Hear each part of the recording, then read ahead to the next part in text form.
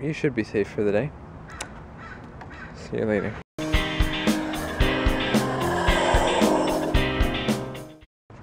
We're running a little late today because I slept it just a little bit, so hopefully they don't notice. Alright, I'm done. I have to come in tomorrow. I'm doing my first 8-hour shift. But there are a few things I need to talk to you guys about. I just figured out some new information that I might need to take into consideration with this job, but I'm going to go ahead and start moving that way, though I can at least get home because I am really hungry right now. Okay, so here's the deal. I was trying to figure out my schedule, and one of the supervisors that I talked to the other day came in. She was asking what my availability was. And I told her I'm pretty open throughout the entire week. The one day that I'd really like to have off is Saturday. And the reason for that, I think I mentioned this in yesterday's vlog, is that typically when I have schedule conflicts, it's on Saturdays because I have other things to do. And if I have to travel anywhere, that gives me the flexibility of not having to stress and try to do it all in a day or get someone to cover a shift.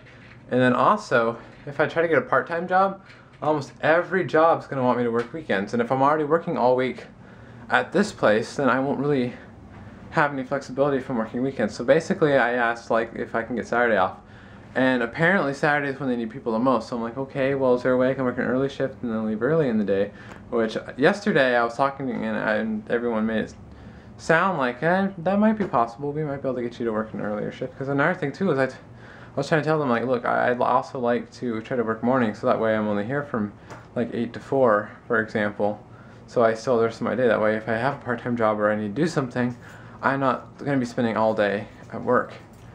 That's the main thing. I want a full-time job, but I want to be able to still have a little bit of wiggle room in my schedule because I never know something's going to come up. And the supervisor seemed a little shaky when I mentioned that, and she's like, well, we can have you on call. And I'm like, well, if it's the difference between working full-time and then not being able to just being on call, I'd rather just sacrifice the Saturday and work it. And then she's like, oh, it's not full-time. So I'm like, oh, well, okay, hours closer to full-time. So I don't even know if I'm working full-time, if I'm getting more than 20 hours. I don't know. And now I'm really confused, and I have no idea what my availability is going to be, and they said it's going to be all over the place. And when I talked to them, it sounded like they were wanting me from 30 to 40 hours a week. And then the one day I want off, like I can work Monday through Friday, no problem.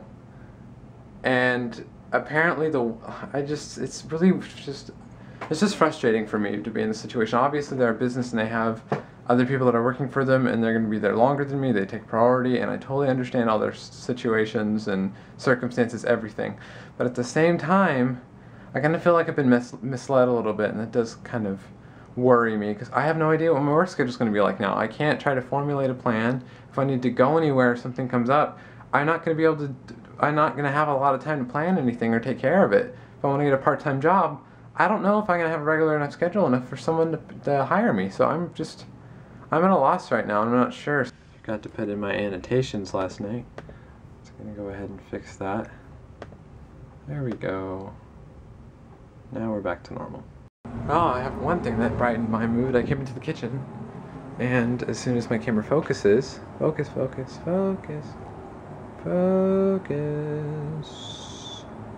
be right back. Anyway, my kitchen is clean.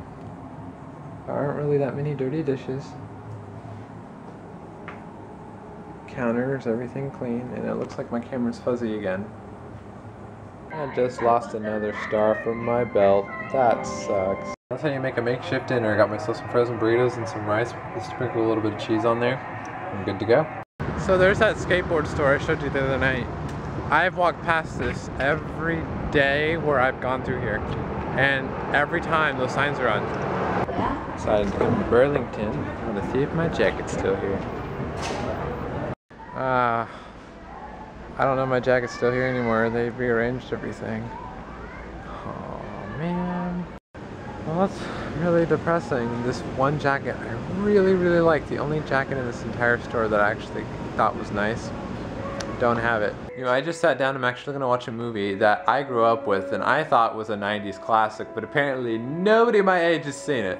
And it's called The Amazing Panda Adventure. It came out in '95. It's a Warner Brothers movie. So if you haven't seen it, check it out. It's a nice little flick. There's cute pandas in it for people that like animals. And nobody's heard about it because it's no good.